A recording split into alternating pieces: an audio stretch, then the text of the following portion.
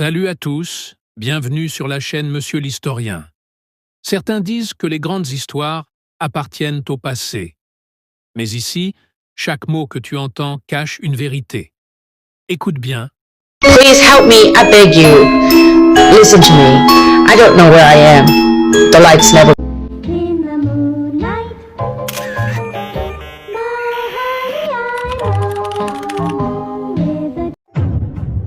C'est officiel. La fameuse dame de Torrenza, celle qu'on voyait partout sur les réseaux, celle qu'on disait venir d'un autre monde, n'a jamais existé. Tout ce que tu as vu, chaque image, chaque vidéo, était une création d'intelligence artificielle. Un buzz mondial, des millions de vues, et une preuve de plus que les images peuvent mentir mieux que les mots. Le fameux dossier Torrenza, juste une invention virale, née d'un montage IA trop bien fait. Et pourtant, pendant plusieurs jours, des milliers de personnes y ont cru. Certains étaient persuadés qu'elle venait d'une autre dimension. Mais la vérité est là. Rien n'était réel.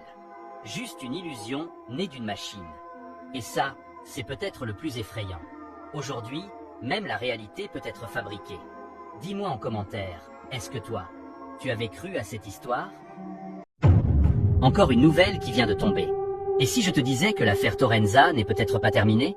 Tu te rappelles sûrement d'elle. La fameuse femme venue d'un autre monde. Celle qu'on voyait partout sur les réseaux. Avec ce regard étrange, presque irréel. Pendant des jours, Internet entier en parlait. Certains disaient qu'elle venait d'une autre dimension.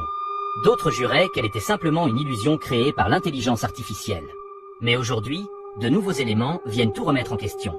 Des experts en analyse d'images affirment que plusieurs vidéos ont bien été modifiées par l'IA, mais qu'une partie des enregistrements serait authentique.